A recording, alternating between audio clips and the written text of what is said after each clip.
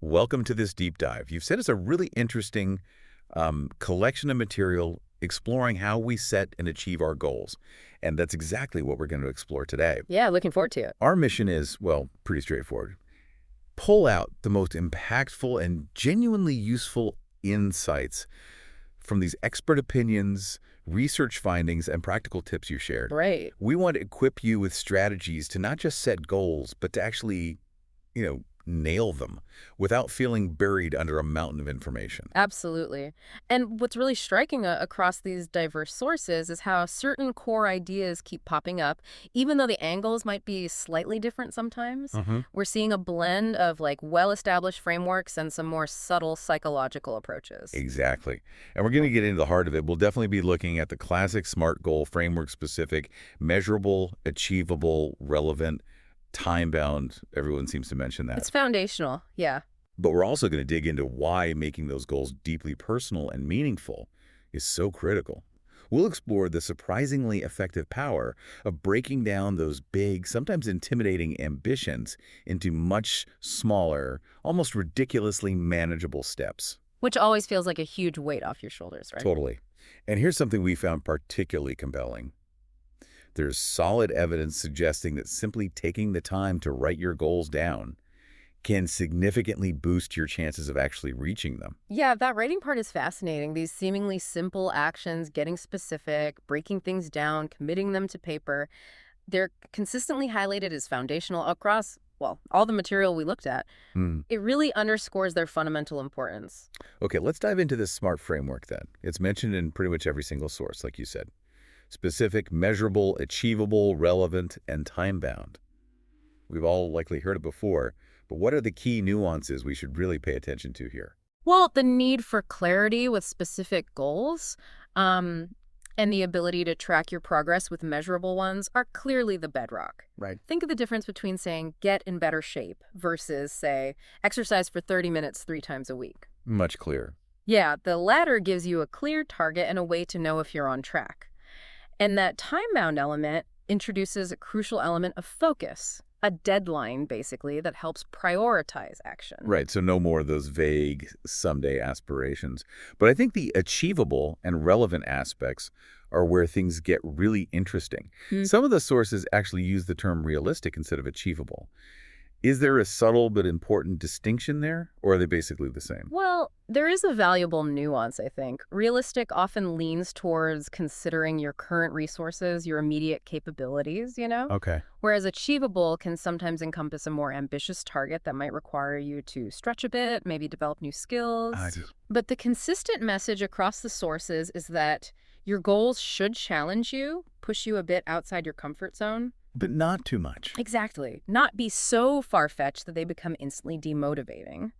It's about finding that sweet spot of being challenging, yet still within reach with focused effort. And the relevant part really struck me. It's not just about ticking boxes or achieving something just for the sake of it, is it? These goals need to genuinely resonate with you personally. Precisely. Several sources strongly emphasize the importance of aligning your goals with your fundamental values and your sort of overarching sense of purpose. Right. The why. Yeah, exactly, the why. If a goal doesn't connect with what truly matters to you deep down, it's going to be a constant uphill battle to maintain the necessary motivation and commitment over the long haul. Makes sense. It needs to feel meaningful and contribute to something you genuinely care about. Interestingly, this strong emphasis on personal values suggests that even a perfectly smart goal might falter if that deeper connection just isn't there. Okay, so we've got a good grasp on the SMART framework, and it sounds like that personal connection is the crucial ingredient that makes it truly effective. Mm. Got it. Now, what about those really big, ambitious goals, the ones that can feel almost impossible when you first think about them? Where do we even begin with tackling something like that? Ah, yeah, the big ones. This is where we see an almost universal agreement across all the material.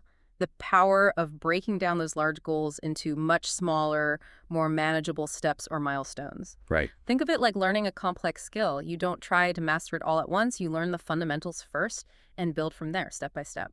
That makes so much immediate sense. It instantly takes that overwhelming feeling and makes it feel, well, significantly less overwhelming, much more doable. Exactly. By dissecting a monumental goal into a series of smaller, more digestible actions, you essentially create a clear roadmap. Hmm. And each time you complete one of those smaller steps, it provides a tangible sense of accomplishment and, importantly, helps to maintain your momentum and belief in your ability to reach the ultimate goal. Keeps you going. Yeah. One source we looked at even used a great analogy. Think of training for a marathon. You don't start by running 26 miles on day one, right? Definitely that. You begin with much shorter runs and gradually increase the distance over time. Same principle. It's like building anything substantial, brick by brick. You can see the progress happening along the way, which keeps you motivated.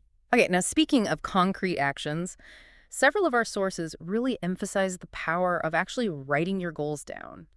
Is there something almost magical about putting pen to paper or, typing it out? Well, while it might feel a bit like magic, there's actually some pretty compelling psychology at play.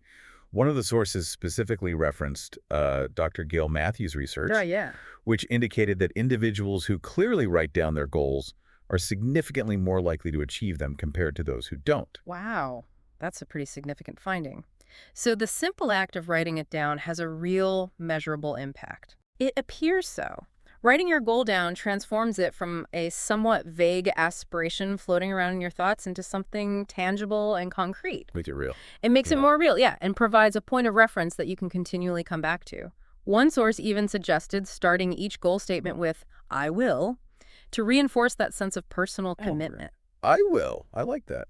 And to add an extra layer of clarity and focus, another recommended answering the 6 Ws: who is involved? What exactly do you want to achieve? When do you want to achieve it? Where will this happen? Why is this goal important to you? And which resources or constraints are involved? That level of detailed specificity really forces you to think through all the practical implications and potential challenges, doesn't it? It really does. And I also noticed one source mentioned the concept of backward planning. What's the thinking behind that approach? Sounds a bit counterintuitive. Backward planning is, well, precisely what it sounds like. Instead of starting with your current situation and thinking forward, you begin by clearly visualizing your ultimate end goal. Okay, the finish line. Exactly, the finish line. And then you work backward in time, identifying all the necessary steps and key milestones that need to occur in sequence to get you there. Ah, okay. This can be incredibly helpful in seeing the bigger picture and ensuring you don't overlook any crucial steps or dependencies along the way, especially for complex projects. Okay, so instead of just focusing on the initial steps, you're essentially envisioning the finish line first, and then mapping out the entire journey in reverse. That makes a lot of sense for complex goals, actually. Now, we've talked quite a bit about the outcomes, the big goals themselves, but what about the day-to-day actions and habits that actually get us there? I noticed a few sources shifting the emphasis toward the process rather than just the end result. Yes, and this is a really crucial shift in perspective, I think. While those outcome goals are vital for setting your overall direction, fixating solely on them can sometimes lead to discouragement if progress feels slow or, inconsistent. Well, you don't see the scale moves or whatever. Exactly. That's where process goals, which focus on the specific actions and consistent habits you need to cultivate, can be incredibly powerful. Think about it. While you can't always directly control the final outcome, you absolutely can control your effort, your consistency, and the daily habits you adopt. So instead of just setting an outcome goal like lose 10 pounds, a process goal might be something like pack a healthy lunch 3 times a week or go for a 30-minute walk every morning. Is that the idea? Exactly that. By concentrating on establishing and maintaining those consistent supportive habits, the desired outcome becomes much more likely to occur as a sort of natural consequence. One source we looked at even referenced James Clear's analogy. Oh, atomic habits. Yeah, comparing systems, your daily habits and routines, to oars that propel your boat forward, while goals are like the rudder that provides direction. The systems are what actually drive progress day to day. That's a fantastic analogy. It really takes the immediate pressure off the end result and puts the focus on building sustainable, effective practices. Okay, brilliant. Now, let's talk about what keeps us going: motivation. This is key, right? I noticed a distinction in some sources between approach goals and avoidance goals. Can you elaborate on that? Yeah, this is a really insightful area of psychological research. Approach goals are centered around what you actively want to do or achieve. You're moving towards a positive outcome or experience. Okay. Avoidance goals, on the other hand, focus on what you want to avoid or move away from trying to prevent a negative outcome. Like stop eating junk food versus eat 5 servings of vegetables. Exactly. And interestingly, the research consistently suggests that approach goals tend to have a significantly higher rate of success and are generally linked to greater psychological well-being. It just seems to be more motivating to focus on what you're gaining rather than what you're trying to escape. That makes intuitive sense. It definitely feels more energizing to focus on the positive you're working towards. What about the difference between mastery goals and performance goals that some sources mentioned? Right, so these distinctions relate more to your underlying reasons for pursuing a goal. Mastery goals are primarily focused on the process of learning, improving your skills, and developing competence in a particular area. It's about getting better. Intrinsic, sort of. Yeah, very much so. Performance goals, in contrast, are more centered on demonstrating your existing abilities and seeking external validation or recognition, like wanting to look smart or outperform others. Gotcha. And the sources indicate that focusing on mastery goals tends to foster greater self-confidence or self-efficacy, as the researchers call it, increased resilience when you encounter setbacks, and a more intrinsic, long-lasting enjoyment of the journey itself. So the emphasis should be on getting better and growing, rather than just trying to prove you're already good. I like that shift in mindset. And I also came across the terms mental contrasting and implementation intentions. Those sound like some powerful, maybe slightly complex tools. They are indeed very effective techniques, though maybe sound more complex than they are in practice. Mental contrasting involves first vividly imagining your desired future outcome, really feel it, Okay. and then immediately contrasting that with your current reality, specifically focusing on the obstacles that might stand in your way. This process helps to energize your efforts and create a stronger sense of urgency to overcome those obstacles. It kind of grounds the dream in reality. Right, so it's not just wishful thinking. Exactly. And implementation intentions are essentially those if-then plans. You proactively decide on a specific action you will take in a particular situation or when you encounter a specific trigger. Like a pre-planned response. Precisely. For example, if it's 7 p.m. on a weekday, then I will put on my running shoes and go for a jog. This creates a direct and automatic link between a cue, 7 p.m., and your desired behavior, jogging, reducing the need for conscious decision-making in the moment. Takes willpower out of the equation a bit. So you're essentially pre-programming yourself for success by anticipating potential roadblocks and deciding in advance how you'll respond. That's a really smart way to bypass procrastination or decision fatigue. Yeah, really effective. And I saw the 85% rule mentioned in one of the sources. Yeah. What's the thinking behind that guideline, aiming for 85% success? Kind of. The 85% rule proposes aiming for goals that are challenging enough that you'll likely make some mistakes along the way, roughly around 15% of the time, hence the 85% success rate being the sweet spot. Ah, okay. The underlying idea is that these mistakes provide invaluable learning opportunities and keep you actively engaged and focused.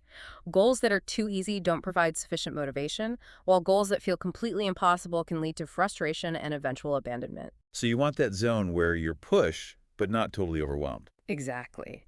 That sweet spot of challenge where you're occasionally stumbling but ultimately making progress is often where the most significant growth and learning occur.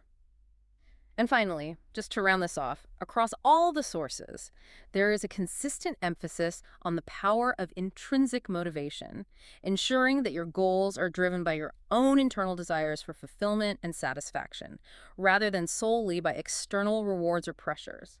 That personal connection again. This has been such a comprehensive exploration, really useful stuff. Now, we all know that staying on track with our goals can be one of the biggest hurdles. What role do accountability and having a good support system play in actually achieving what we set out to do? Oh, accountability and support are consistently highlighted as absolutely crucial elements for sustained effort. Simply sharing your goals with someone else, just telling one person, creates a sense of responsibility. Makes it harder to just quietly give up. Yeah, it makes it psychologically more difficult to simply give up on them. Having an accountability partner, a trusted mentor, or even just a supportive network of friends or family can provide much-needed encouragement, motivation when you're feeling discouraged, and valuable feedback along the way. It's like having a built-in cheering squad, and maybe someone to give you a gentle nudge when your motivation starts to wane. Right. And I noticed a few of the sources mentioning the potential of digital tools and online communities in this regard, too. Absolutely. Technology can be a really powerful ally in your goal-setting journey, offering a wide range of tools like habit trackers, automated reminders. All of those apps. Yeah, all those apps, and access to online communities where you can connect with other individuals who are pursuing similar goals. This provides another valuable layer of shared experience and mutual support, which can be really motivating. Okay, so we've set these really well-defined, personally meaningful goals.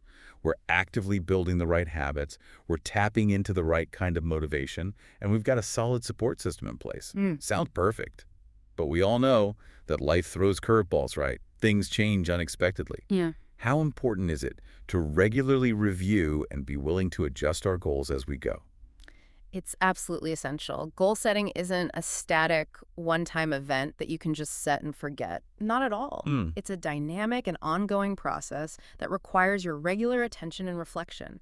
Regularly reviewing your progress allows you to see what strategies are working effectively, identify any unforeseen roadblocks or challenges, and make necessary adjustments either to your goals themselves or the methods you're using to pursue them. Flexibility is key. So it's not a sign of weakness or failure if things don't go exactly according to our initial plan. Yes. Because I think sometimes we feel like it is. Not at all. In fact, it's a normal and expected part of the process. Setbacks are inevitable. The crucial thing is to reframe them as valuable learning opportunities rather than as definitive failures. Okay, that didn't work. What can I learn from it? Right. Learn and adapt. And on the positive side, the sources also consistently emphasize the importance of taking the time to acknowledge and celebrate those smaller wins and milestones you achieve along the way. Don't just focus on the finish line. Yes. So easy to become hyper-focused on the ultimate long-term goal that you forget to recognize and appreciate the progress you're making right now, in the present. Exactly. Taking the time to celebrate those achievements, no matter how small they might seem in the grand scheme of things, provides a significant boost to your motivation, builds your confidence in your ability to succeed, and reinforces your commitment to the overall goal. Keeps the fire burning. Yeah, it helps to keep you feeling positive and maintains that crucial forward momentum. Little boosts along the way. This has been such an incredibly helpful and uh, really comprehensive look at the art and science of goal setting. So if we were to distill everything we've discussed down to the core overarching principles for effective goal achievement that really stood out across all of these diverse sources, what would those key takeaways be? Okay, the key overarching principles are really quite clear when you look across everything. First, be absolutely clear and specific about what you want to achieve. Get granular. Specificity. Got it. Second, develop a detailed plan and break down those larger goals into smaller, manageable steps. Don't try to eat the elephant whole. Break it down. Third, prioritize consistent action and focus on building supportive daily habits, the process, not just the outcome. Habits and process. Yep. Fourth, actively cultivate the right kind of motivation, understanding the power of approaching positive outcomes and focusing on mastery and growth, not just performance. Approach mastery. Okay. Fifth, seek out and leverage support and accountability. Don't go it alone. Support system. Crucial. And finally, remember that goal setting is not a rigid process. It requires regular review, adaptation, and celebrating your progress along the way. Be flexible. Be flexible and celebrate the wins. It really does sound like a continuous cycle, doesn't it? Setting intentions, taking action, reflecting on what's working, adapting as needed. That's a great way to put it. A cycle. So for you listening, as you reflect on your own goals, maybe consider which of these principles resonates most strongly with the challenges you're currently facing. Perhaps it's about making your goals feel more personally meaningful, that why piece. Or maybe it's about taking that big, daunting goal and finally breaking it down into those much smaller, less intimidating first steps. Just figure out the very next step. Yeah, that can unlock things. Or maybe it's simply time to reach out and find an accountability partner. Just tell someone what you're aiming for. And here's a final thought to really chew on. How might fundamentally shifting your entire approach to goal setting by deeply aligning your aspirations with your most deeply held core values ultimately change everything for you? That's a powerful question. It's definitely something powerful to consider. Thanks for taking this deep dive with us today.